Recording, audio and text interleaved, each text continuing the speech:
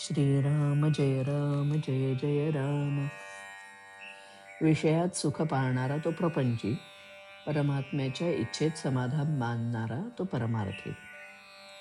आशायाः परमं दुःखम नैराश्यम परमं सुखम. यावरचे निरूपण.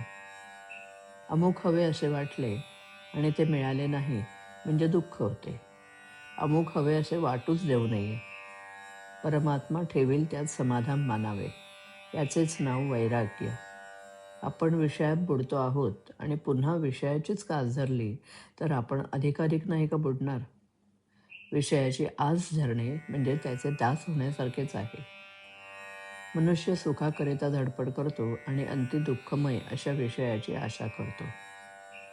सुख त्यागात आहे, भोगात नाही, हे पुष्कळांना पटत नाही. परिसाला लोखंड लागले म्हणजे त्याचे सोने होते, पण रुपयाचे काही सोने होत नाही. तसे आपण दीनाहून दीन म्हणजे अभिमानरहित झाले पाहिजे, आणि असे झाले म्हणजेच परमात्म्याला अनन्य शरण जाता येईल. हे व्हायला त्याची कृपाच पाहिजे आणि ती नित्य भाकावी. एखाद्या गोष्टीने आपले मन अस्वस्थ होते ते का बरे?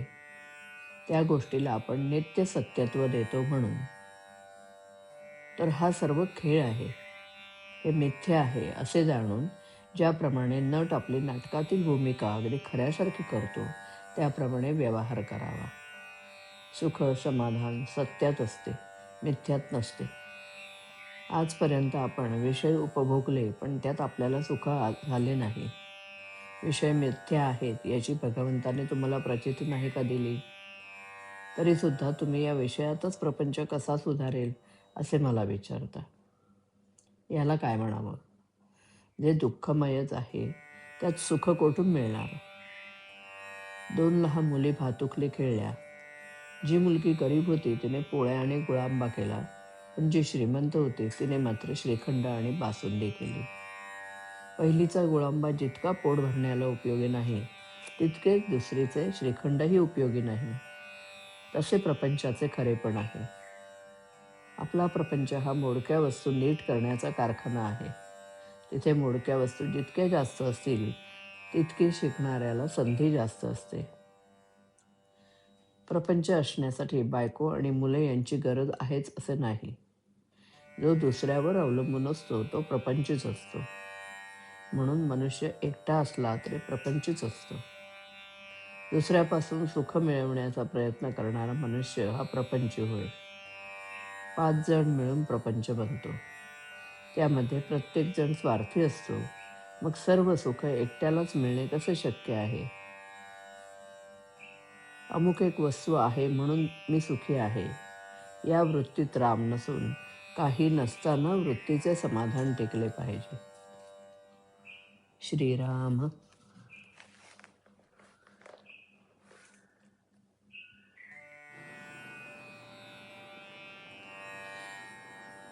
धरितो विषयांची आस, तो त्यांचा बनतो दास. धरितो विषयांची आस, तो त्यांचा बनतो दास. हवे हवे हा हव्यास, मान आवळी जणू फास. हवे हवे हा हव्यास, मान आवळी जणू फास. शांती कोठली चित्तास, धरितो विषयांची आस. धरितो विषयांची आस, तो त्यांचा बनतो दास. सुख लाभाया जे केले, दुःख तयाने ओढविले.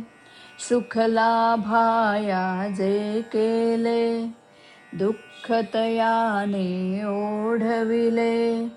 विषयी दुःखांची रास, धरितो विषयांची आस.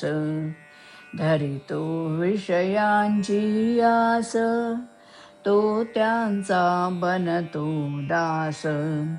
लाल निखारे गमती फुले, मन त्या नावेचू धजले, लाल निखारे गमती फुले. मन त्या नावेचू धजले, कळवळला आत्मा खास. धरितो विषयांची आस, धरितो विषयांची आस. तो त्यांचा बनतो दास, तो त्यांचा बनतो दास, तो त्यांचा बनतो दास. श्रीराम